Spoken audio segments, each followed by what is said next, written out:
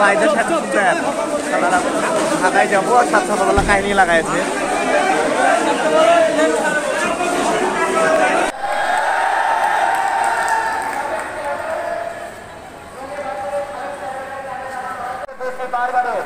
মহিলারা তেরে গায়ে দেখুন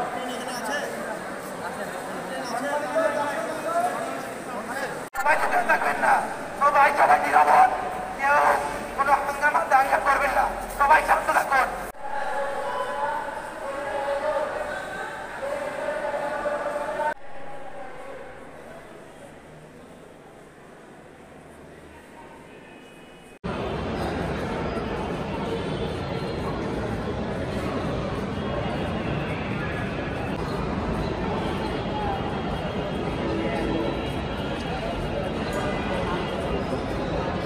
ঘাটো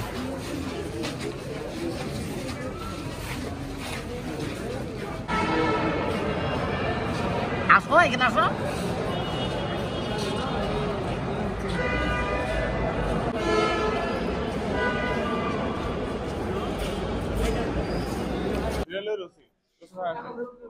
আমাদের টাকা খরচ দিয়ে দিক, আমরা চলে যাবো। আমাদের তো ভাই আর কোনো কিছু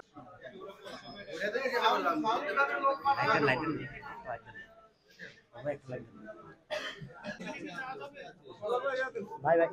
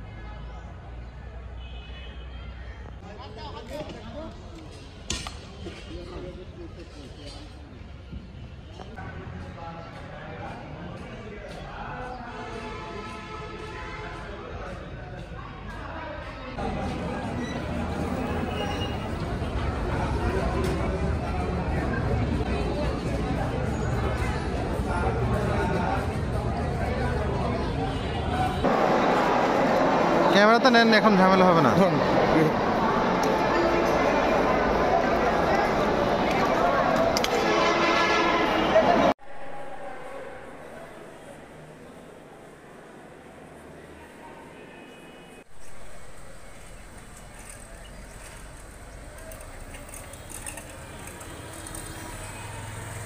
তো আজকে আমার 6টা 20-এ তিতুমির এক্সপ্রেসে ছিল, কিন্তু আমি এসেছি 5:30টার পরে। জানেনি তো আগে আসতে হবে, কিন্তু এসে দেখি এই তো এই কাহিনী।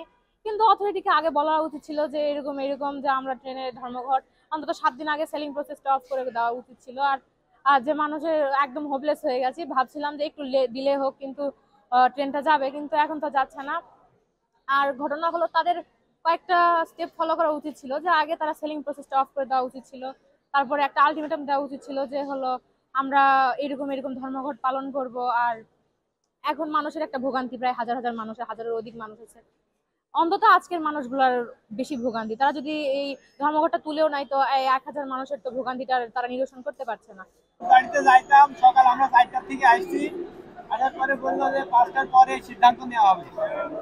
এখন এই গ্যাঞ্জাম চলছে, এখন টিকিট ফেরত নিয়েছে, টাকা ফেরত দিয়েছে। আসি ওরা বললো বেশি পরে 5টার পর সিদ্ধান্ত পরে আসি, তো ওরা তোমার টিকিট বিক্রি করছে, এখন বলছে তার গাড়ি না ছাড়বে। সকাল থেকে গোলমাল হচ্ছে, তারপরে এখন ট্রেন গেল না। এখন এই অটো এই যে কষ্ট করছে, এখন 400 টাকা ভাড়া এক একজনের।